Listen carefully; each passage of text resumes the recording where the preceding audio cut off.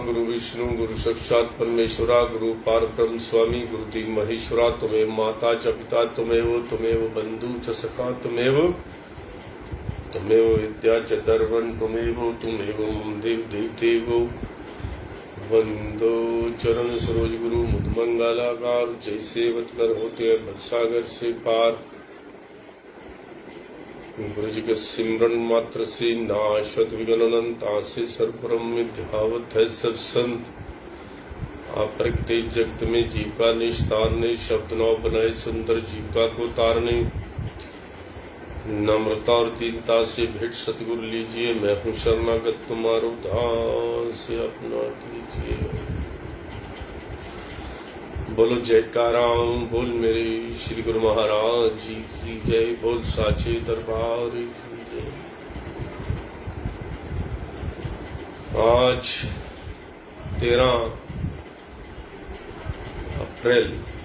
13 मई 2022 अमृतवाणी सेवा ट्रस्ट एवं हरियर सत्संग मंडल की तरफ से दैनिक सत्संग का कार्यक्रम आरंभ करते हैं। 2 दिन सत्संग नहीं किया, तबीयत जो है बिगड़ गई थी। अब कुछ आराम है, लेकिन सत्संग की जो है तलब लगी रही और जो है आज कैसे तैसे करके जो है सोचा कि सत्संग करना ही करना है, तबीयत कैसी भी हो।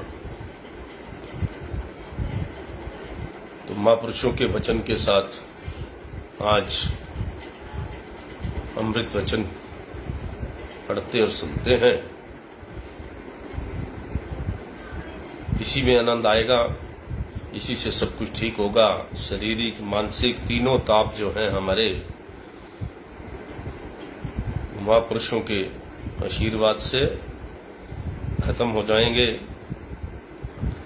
मिट जाएंगे। सबसे बड़ी बात यह है, एक बहुत बड़ी बात है कि सब काम होते रहे, सत्संग नहीं हुआ। बड़ा अफसोस है। चाहे तबीयत खराब थी तब भी हम सभी जगह जाते भी रहे, आते भी रहे, लेकिन एक सत्संग में जो है एकाग्रता नहीं, मन में सोच नहीं पाए कि पहले सत्संग किया जाए। चाहे तबीयत खराब है, चाहे कुछ है, कई बार जो है ना उसको मान लेना चाहिए। इस बात को मैं मानता हूं कि थोड़ा सा मन के बहकावे में इंसान कभी कभी आ जाता है, और आलस ने जो है, तबीयत खराब तो अलग बात है, अगर हिम्मते मर्द मददे खुदा वाली बात को मानते तो ये कभी हो नहीं सकता कि कुदरत जो है तबीयत खराब में भी जो है पाठ ना करवाती। और आज भी ऐसी हालत है, कल से ज़्यादा दिक्कत है, लेकिन फिर भी आज सोच लिया कि करना ही करना पाठ है। तो इंसान को अपनी गलती जरूर माननी चाहिए। मेरी गलती है कि मैंने 2 दिन जो है पाठ नहीं किया। सिंचाई होती रहती तो आज मैं बहुत ज़्यादा तंदुरुस्त नजर आता। मन का कहना मान लिया मैंने बस। किसी की बात सुनने में परेशान नहीं होना चाहिए। सुनना अधिक अच्छा है, बोलना कम अच्छा है। प्रेम एवं श्रद्धा को बढ़ाइए तथा चतुराई को भीतर प्रविष्ट न होने दीजिए। परिस्थितियां सदैव बदलती रहेंगी, पर आप हर मौज में प्रसन्न रहें। कभी मन खिन्न हो भी जाए तो श्री सद्गुरुदेव जी के वचनों को बार बार पढ़ें और हृदय में बसाएं। हे प्यारे, कुछ गुजर गई, कुछ गुजर जाएगी, अब रंग में भंग मत डालो, व्यर्थ के विचारों को मन में स्थान न दीजिए। सद्गुरु के बिना सब माया है और उसका प्रभाव भी अशांति में है। ये जो आपको मैं प्रवचन पढ़ के सुना रहा हूं, ये मैं इम्प्लीमेशन करता हूं कितनी बार। कई बार हमारा मन भटक जाता है और हम इधर उधर की बातें सोचने लग जाते हैं। तब मैं ये सोचता हूं, हे प्यारे, कुछ गुजर गई, कुछ गुजर जाएगी। कितनी अच्छी गुजर गई पिछली, याद तो नहीं है, लेकिन जो अभी जब से प्रभु के चरणों में लगे हैं तब से सब याद है। जो गुजर गई और कुछ गुजर जाएगी। अब अपने आप को हिलाओ मत, लाइन में लगे हुए हैं ना, रंग में मत भंग डालो। व्यर्थ के विचारों को मन में स्थान अब देने की जरूरत नहीं है। सद्गुरु के बिना आपको भी यही सोचना चाहिए कि बच्चे बड़े हो गए, सब सिस्टम सेटल हो गया, अब भगवान के नाम में अगर लग गए हो तो लाइन मत चेंज करो, लगे रहो मुक्ति की लाइन में। भगवान के जो है नाम में लगे रहो। बहुत अच्छी गुजर गई है, बहुत अच्छी गुजर जाएगी। बस एक बात याद रखो, तैथों मंगदा हां ए वरदाता, जदों अंत मेरा अखीर होवे, हुण लगन सदा लई बंद अखां, पहला सामने तेरी तस्वीर होवे। क्यों? और ये होना ही चाहिए।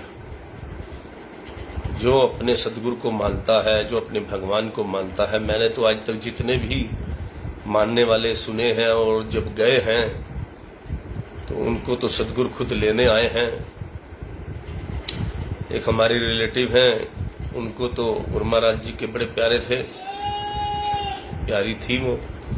उन्होंने तो बकायदा बताया कि गुरु महाराज जी आ गए हैं मुझे लेने के लिए, अब जरा चारपाई बिछाओ, उस पर चद्दर डालो, उनको बिठाओ। तो कैसे अपने बच्चों को सद्गुरु खुद लेने जाते हैं, उनके पास यमदूत नहीं जाते। तो हम तो ये एक आशा का दीपक नहीं है, पक्का निश्चित सोच चुके हैं। बचपन से एक तमन्ना है कि गुरुदेव लेने आएंगे, जब भी आएंगे, जब भी आएंगे गुरुदेव लेने आएंगे और उन्हीं के साथ बैठकर वैकुंठ को जाएंगे। ये तमन्ना अपने मन में धारण कर लीजिए तो सचमुच ऐसा होकर रहेगा। एक लास्ट इच्छा है जीवन की, बाकी तो सब ठीक है, पूरी हो गई। तो इसलिए जो है सद्गुरु के बिना सब माया है, उसका प्रभाव भी अशांति में है। परिस्थितियां सदैव बदलती रहती हैं, पर आप हर मौज में प्रसन्न रहें। कभी मन खिन्न हो तो श्री सद्गुरु के श्री वचनों को बार बार पढ़ें, उन्हें हृदय में बसाएं। हे प्यारे, कुछ गुजर गई, कुछ गुजर जाएगी, अंगरंग में भंग मत डालो, व्यर्थ के विचारों को मन में स्थान न दीजिए। सद्गुरु के बिना सब माया है और उसका प्रभाव भी अशांति में है। भक्ति का गुण धैर्य है। जब ईश्वर की इच्छा के बिना पत्ता भी नहीं हिल सकता तो धैर्यहीन क्यों बने। जब होना ही कुदरत ने है, करना ही कुदरत ने सब कुछ है, तो हम अपना धैर्य क्यों खोते फिर रहे हैं। अब तो हम इस बात पे इम्प्लीमेशन करने लग चुके हैं बहुत लंबे समय से। क्योंकि वजह क्या है, होना वही है जो राम रची राखा। तो फिर हमने क्या करना है। इन फजूल की बातों में बड़े बड़े लोग बड़ी बड़ी बातें करते हैं। आप मिलो ना, बड़ी बड़ी महफिलों में जाओ, होता क्या है वहां पे, कैसी कैसी बातें होती हैं। आप सोने चांदी के बर्तनों में खा लो, चाहे आप उसके अंदर कितने जाम छलका लो, सोने चांदी के बर्तनों में, और होना वही कुछ है। चाहे पीतल के बर्तनों में खाते, चाहे मिट्टी के अंदर खाना खाते, जो पत्तल में स्वाद है क्या इन चीजों में है? जो पत्तल खाने वाला होगा उसको कभी सोने के चांदी के बर्तनों में कभी स्वाद आता है? मुझे तो कभी नहीं आया। मैंने तो बड़ी बार बड़े बड़े करोड़पतियों की शादी में जाके तो चांदी के बर्तनों में खाना खाया है और बेस्वाद ही रहता है खाना। परोसने वाले भी परिवार के लोग ही होते हैं, लेकिन जो पत्तल पर बैठकर खाना खाया है कहीं भी अच्छा नहीं लगा, वैसा स्वाद नहीं आया। इसलिए होना वही कुछ है। कहने का मतलब ये है, कितना मर्जी कीमती चीजों पे चल लो, कीमती गद्दों पे चल सो जाओ, कीमती घास उस पे चलो, कारपेट पे। जो घास पे चलने का मजा है, कितना अच्छा लगता है घास पे चलना। जो घास पे चलते हैं उनको कितना अच्छा लगता है। तो दुनिया की जो नेचर की चीजें हैं अद्भुत है अपने आप।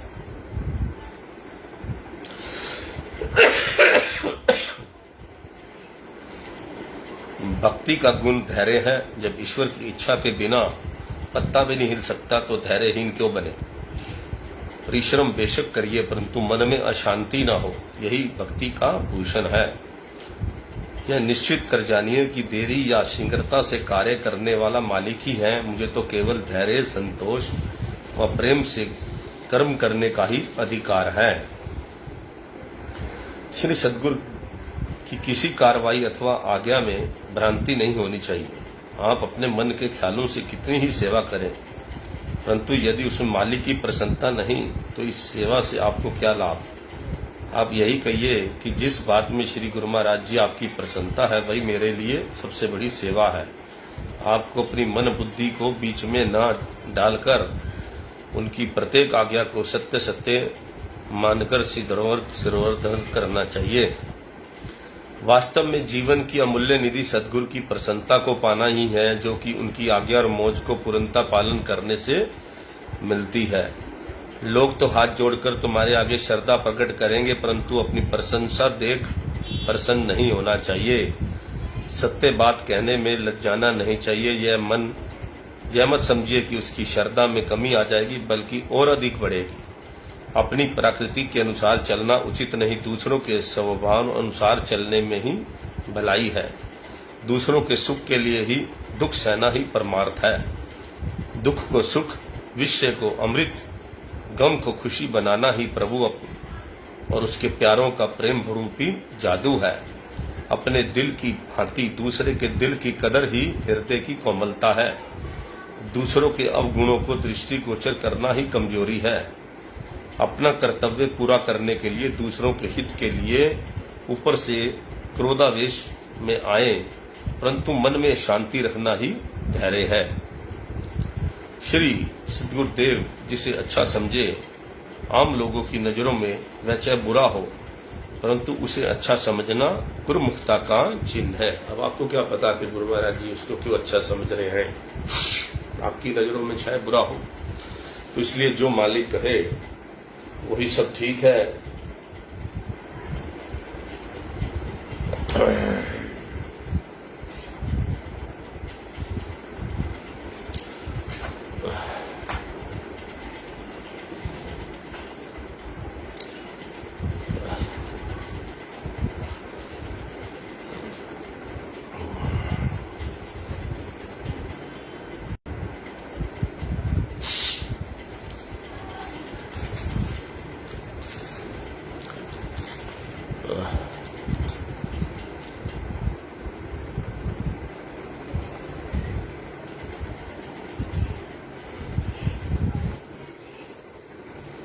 भगवान कृष्ण जी ने, उस दिन मैंने बड़ा प्रसंग पढ़ा भगवान कृष्ण जी का अनंत गीता से, तो बड़ा अच्छा लगा। कई दिन मेरे मन के अंदर जो है वो खुशी झूमती रही।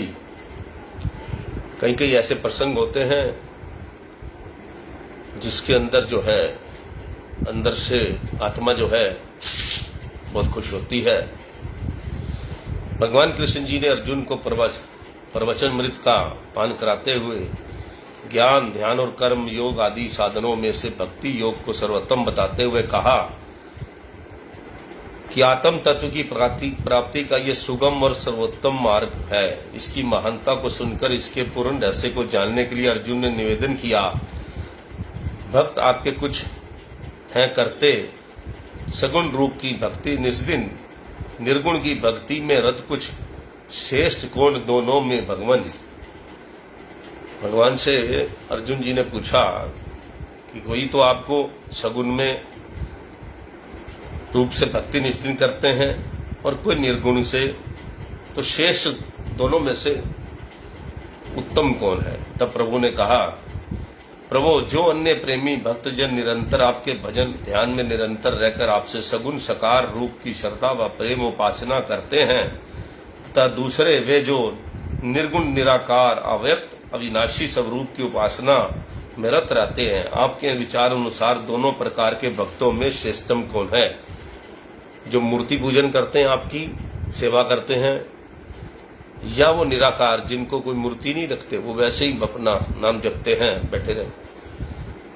तो भगवान ने कृष्ण जी फरमाते हैं, भजते जो मूल सगुण रूप को श्रद्धा युक्त और एकाग्र मन से उत्तम योगी मम दृष्टि में धन्य है अर्जुन उनका जीवन। है अर्जुन, मुझ में मन लगाकर जो नित्य युक्त हुए परम श्रद्धा के साथ मेरी उपासना करते हैं, मेरे मत में वे योगियों में श्रेष्ठ हैं।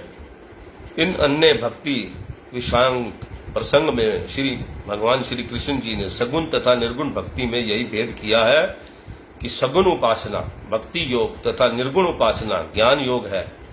निर्गुण भक्ति तथा सगुण भक्ति दोनों ही आत्म स्वरूप की लक्षता कराने के साधन हैं। सगुण भक्ति अर्थात प्रेमा स्वरूप भक्ति को इसलिए श्रेष्ठ माना गया है क्योंकि यह ज्ञान मार्ग से सरलतम है। प्रेम करना मनुष्य का स्वाभाविक गुण है। यह हृदय में अंतस्थल से प्रफुटित होता है। यही कारण है कि प्रेम संपन्न भगवान जो स्वयं प्रेम स्वरूप है उसकी उपासना करना भक्ति का सरल मार्ग है। कितनी अच्छी बात कही है कि भगवान से प्रेम करो। और निर्गुण भक्ति है, उसमें प्रोफेशनल लगता है आदमी। निर्गुण भक्ति जैसे ज्ञान बोध, ज्ञान का रास्ता बहुत दूर है, बहुत कठिन है, बहुत पढ़े जाओ तब आपको जाके वैराग्य जागेगा, बड़ा मुश्किल है, बहुत चोट खाने के बाद। तो निर्गुण भक्ति जिसे ज्ञान योग भी कहा जाता है, उससे अनेक विघ्नाएं आती हैं। साधक के लिए नाम रूप एवं आकार रहित परमात्मा का ध्यान करना कठिन हो जाता है, क्योंकि इसके मन के लिए कोई आधार नहीं होता। दूसरे पथ प्रदर्शक के बिना मार्ग में आने वाले बाधाओं को पार करना भी कठिन हो जाता है। इसके अतिरिक्त इसमें चूंकि मन की सम्मति अर्थात मनमति सम्मिलित होती है। मन करेगा तो आप ज्ञान की बात सुनेंगे ना, मन नहीं करेगा तो आप कहां से सुनेंगे?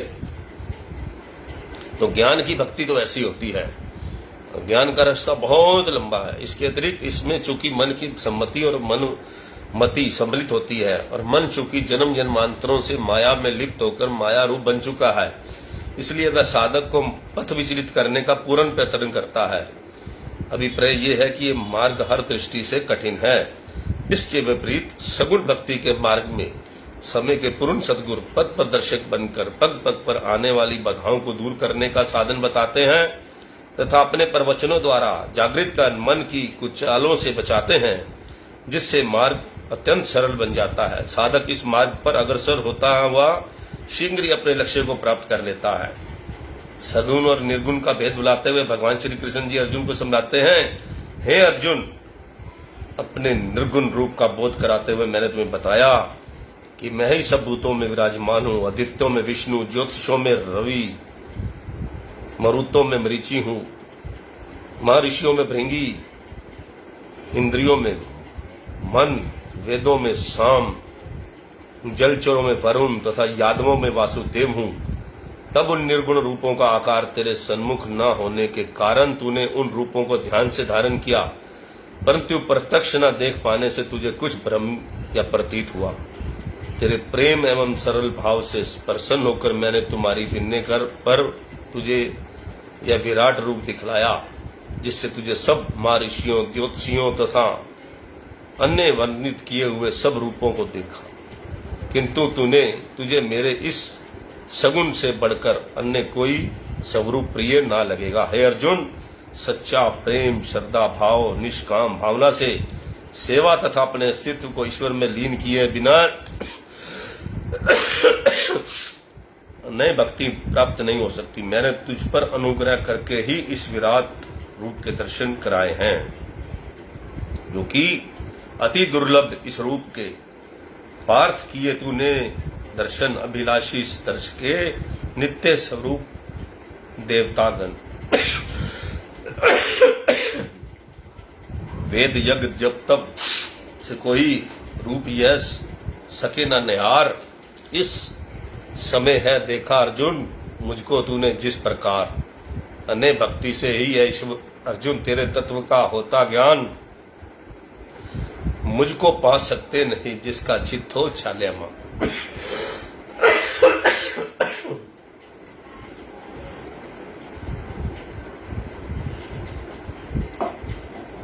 जिसका चित्त जो है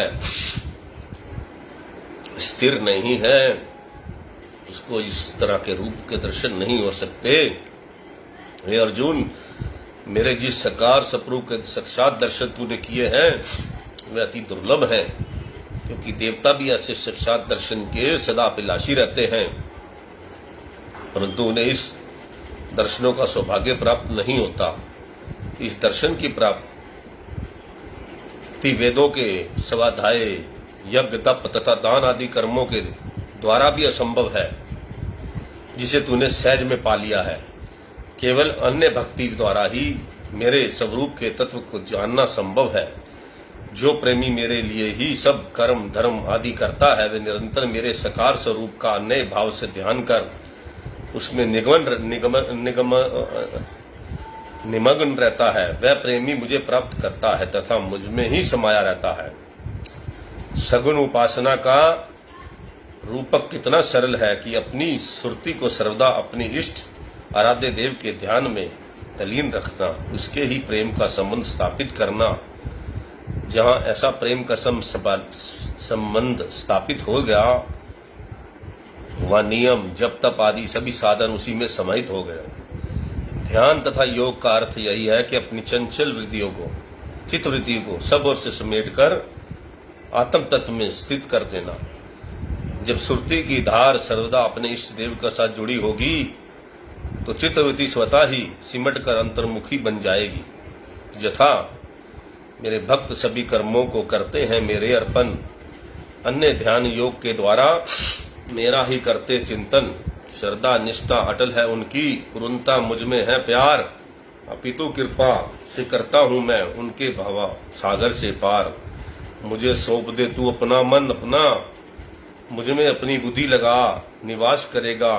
मुझ में अर्जुन सब संशय तू दूर भगा। हे अर्जुन, जो मेरे सच्चे प्रेमी हैं वे अपने सब कर्मों का मुझे अर्पण करके मेरे सगुण रूप की उपासना को अपने तन प्राण में बस रचा लेते हैं। ऐसे अन्य प्रेमी भक्तों को मैं संसार सागर से पार करके अपने स्वरूप में मिला लेता हूं। इसलिए तू अपना मन और अपनी बुद्धि दोनों को सब ओर से एकाग्र करके मेरे ही प्रेम में लगा दे। ऐसा करने से तू निस्संदेह भक्ति के गहतम रहस्य को पालेगा और तथा मुझ में ही समाएगा। कितनी बड़ी बात कही है भगवान कृष्ण ने। गीता इसलिए जरूरी पढ़नी चाहिए। गीता जो है, गीता का जो है, हमारे गुरुजन ने भी गीता के जो है ये अपना अनंत गीता जो है उसका रचना की है, क्योंकि आज के जो कलयुग के लोग हैं उनको बड़ा शॉर्टकट ज्ञान चाहिए। और हमारे परमहंस जी महाराज जी ने कोई भी ऐसी पुस्तक जो है अनंत रामायण, अनंत गीता, अपने ढंग से इतने शॉर्टकट शब्द उसके अंदर जो है जो प्रवचन अपने लिखे हैं अनंत रामायण को, अनंत गीता को, मन खुश हो जाता है। हम अपने दरबार की ही पुस्तकों को नहीं पढ़ते। हमें पता ही नहीं है कि कौन कितनी पुस्तकें हैं, कितना क्या है। तो आप इन बातों को ध्यान देखो। आज कृष्ण भगवान जी ने बड़ी स्पष्ट कह दिया, और जो हमें समझ आ गया तो आपको भी समझ आ जाना चाहिए कि जो मेरे रूप का दर्शन करके मेरी सेवा करते हैं तो वो मुझे ही पा लेते हैं। अर्जुन, उनके लिए जब तब ये सब चीजें जो है, इतनी लंबा रास्ता जो बनाया है, तो ये सारा जो है किसी काम नहीं आना।